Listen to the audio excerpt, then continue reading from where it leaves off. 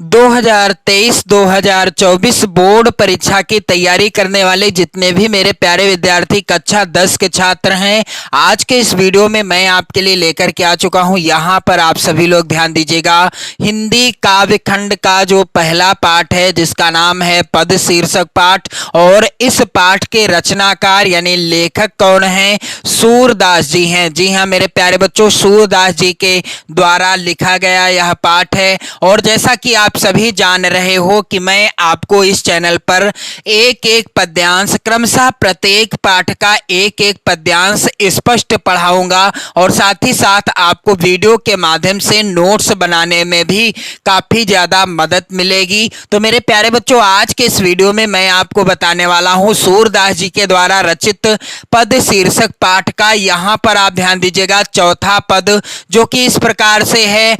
मैं अपनी सब गाय चरई हो, प्रात होत बल के संग जई हो, तेरे कहें न रही हो, ग्वाल बाल गायन के भीतर नैकहु डर नहीं लागत, आज न सोई हो नंद दुहाई, रैन रहोगे जागत, और ग्वाल सब गाय चरई हैं, मैं घर बैठे रही हूँ, सूर श्याम तुम सोई रहो, अब प्रात जान मैं दई हूँ। तो इस पद का यानी इस पद्यांश का आज के इस वीडियो में मैं आपको संदर्भ, और जैसा कि मैं आपको प्रत्येक वीडियो में बताता हूँ कि सूरदास जी के जितने भी पद हैं सभी पदों में सेम संदर्भ लिखा जाएगा। तो संदर्भ भी बताऊंगा, प्रसंग भी बताऊंगा, व्याख्या और काव्य सौंदर्य भी बताऊंगा। और मैं आपसे वादा करता हूं कि यदि आप वीडियो को कंप्लीट देखते हैं तो मैं आपसे वादा करता हूं कि आपको व्याख्या 100% रटना ही नहीं पड़ेगा।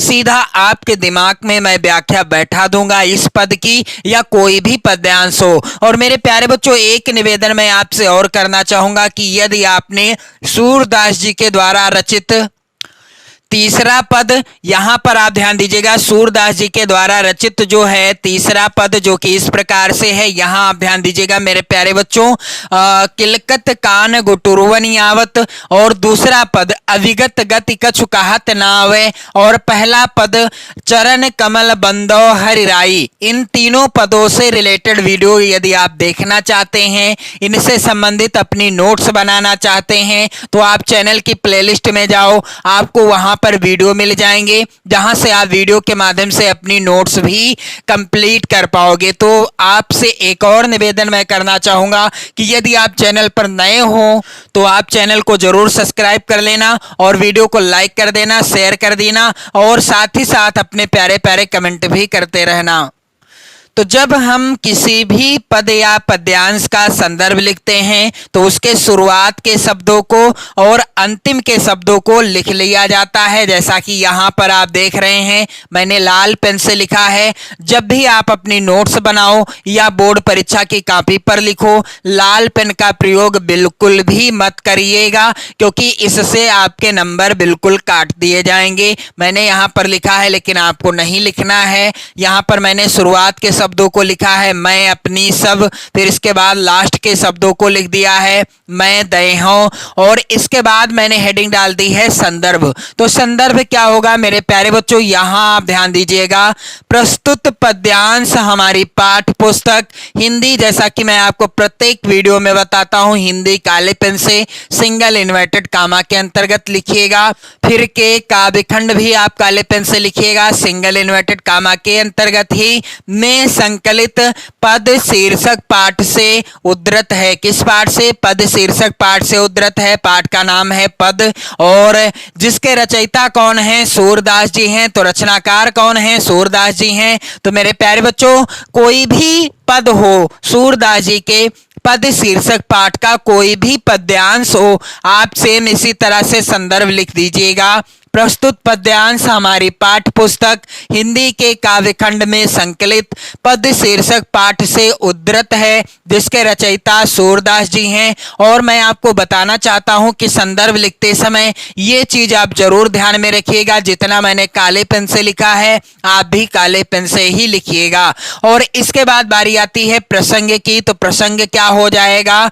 प्रस्तुत पद में श्री कृष्ण की बाल लीला का वर्णन किया किया गया है। प्रस्तुत पद के अंतर्गत सूरदास जी ने श्री कृष्ण की बाल लीला का वर्णन किया है।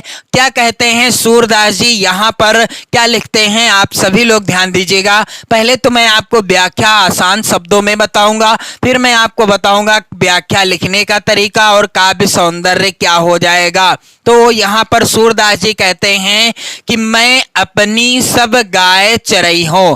श्री कृष्ण, एक दिन की बात है, रात का समय है, यानी रात के समय में हठ ठान देते हैं माता यशोदा से और क्या कहते हैं कि हे माता, मैं अपनी सब गाय चराऊंगा, मैं अपनी सब गाय चरई हूं। श्री कृष्ण भगवान रात के समय माता यशोदा से हठ ठान देते हैं और कहते हैं क्या कि मैं अपनी सब गाय चराने जाऊंगा, प्रात होत बल के संग जई हो। जैसे ही सवेरा होगा मैं बलराम भैया के साथ जाऊंगा। क्या कहते हैं कि जैसे ही सवेरा होगा मैं बलराम भैया के साथ जाऊंगा, तेरे कहे न रही हो, और तू कहेगी भी तो भी मैं यहां नहीं रहूंगा, यानी तू मुझे जाने से रोकेगी यदि तो भी मैं चला जाऊंगा। क्या कहते हैं भगवान श्री कृष्ण कि मैं अपनी सब गाय चरई हूं, यानी मैं अपनी सब गाय चराने जाऊंगा। प्रात होत बल के संग जई हो, जैसे ही सवेरा होगा,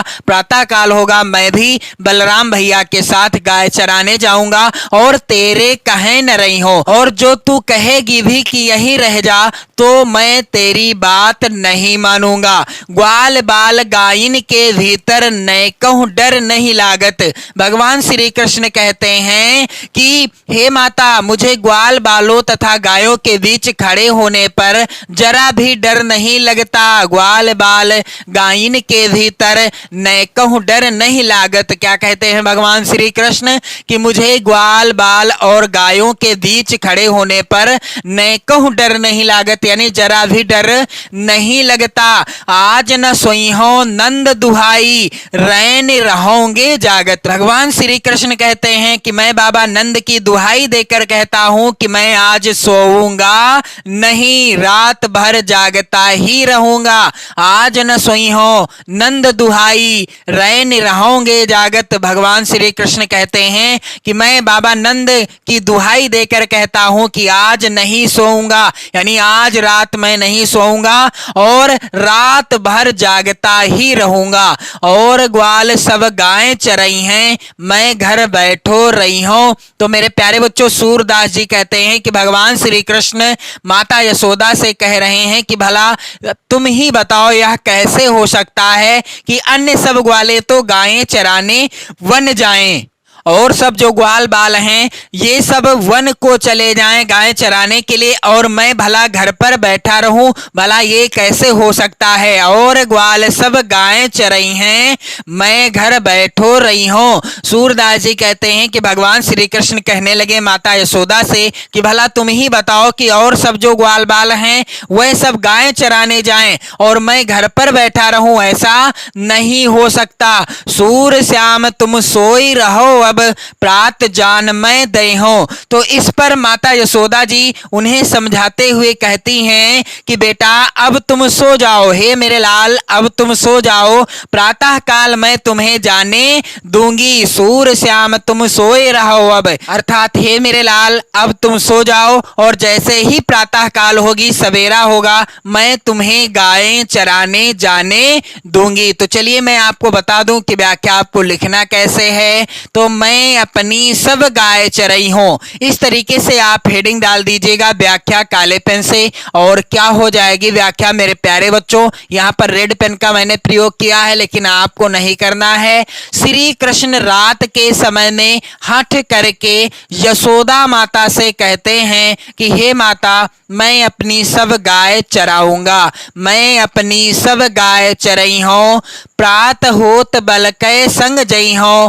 तेरे कहे न रही हूं। क्या कहते हैं भगवान श्री कृष्ण कि प्रातः काल होते ही मैं बलराम भैया के साथ जाऊंगा और तेरे कहने से भी ना रुकूंगा। प्रात होत बल के संग जई हो, तेरे कहे न रही हो। ग्वाल बाल गायन के भीतर न कहूं डर नहीं लागत। भगवान श्री कृष्ण क्या कहते हैं कि हे माता मुझे ग्वाल बालों, हे माता मुझे ग्वाल बालों तथा गायों के बीच खड़े होने पर जरा भी डर नहीं लगता। जब मैं गायों और ग्वाल बालों के बीच खड़ा होता हूं तब मुझे जरा भी डर नहीं लगता है। आगे क्या कहते हैं, आज न सोई हो नंद दुहाई रैन रहोगे जागत। क्या कहते हैं भगवान श्री कृष्ण कि मैं बाबा नंद की दुहाई देकर कहता हूं कि मैं आज सोऊंगा नहीं। क्या कहते हैं भगवान श्री कृष्ण माता यशोदा से कि मैं बाबा नंद की दुहाई देकर कहता हूं कि मैं आज रात सोऊंगा ही नहीं, सारी रात जागता रहूंगा। आज न सोई हो नंद दुहाई, रैन अर्थात रात भर जागता रहूंगा, रैन रहोगे जागत। मैं बाबा नंद की दुहाई देकर कहता हूं कि आज रात मैं सोऊंगा ही नहीं, यानी रात भर जागता ही रहूंगा।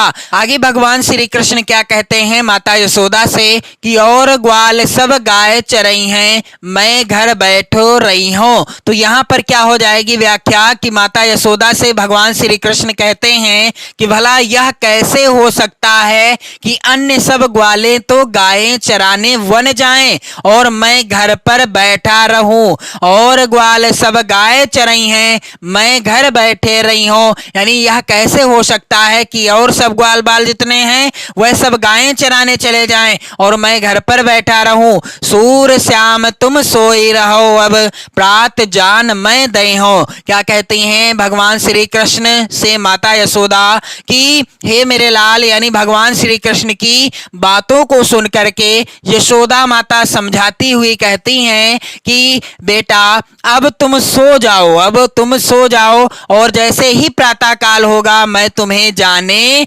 दूंगी। सूर श्याम तुम सोई रहो, अब प्रात जान मैं दई हूं। तो इसकी मैं आपको व्याख्या बता चुका, इस पद की व्याख्या बता चुका हूं, लिखने का तरीका भी बता दिया है। चलिए अब मैं आपको बता दूं कि काव्य सौंदर्य कैसे आपको लिखना है।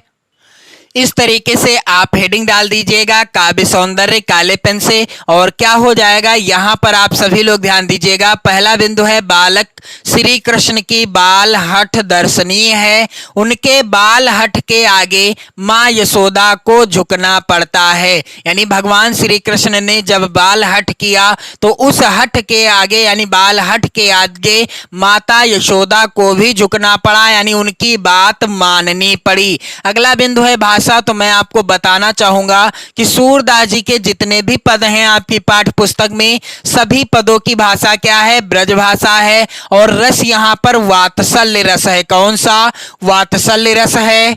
अगला बिंदु है यहां पर छंद, तो यहां पर गीत मुक्तक काव्य है। अलंकार यहां पर कौन सा है, तो अनुप्रास अलंकार है। और मेरे प्यारे बच्चों, मैं आपसे आशा करता हूं कि आप लोग चैनल को सब्सक्राइब कर देंगे, वीडियो को लाइक कर देंगे, शेयर कर देंगे और अपने प्यारे प्यारे कमेंट भी कर देंगे। चौथे पद में श्री कृष्ण कहते हैं कि मैं अपनी सब गायें चराने जाऊंगा, लेकिन इस पद में क्या कहते हैं कि मैया हो न चरई हो गाई। तो आपको इस पद का संदर्भ, प्रसंग, व्याख्या और काव्य सौंदर्य बताऊंगा अगले वीडियो में, और आप इस वीडियो को ज्यादा से ज्यादा मित्रों में शेयर कर दें। जय हिंद।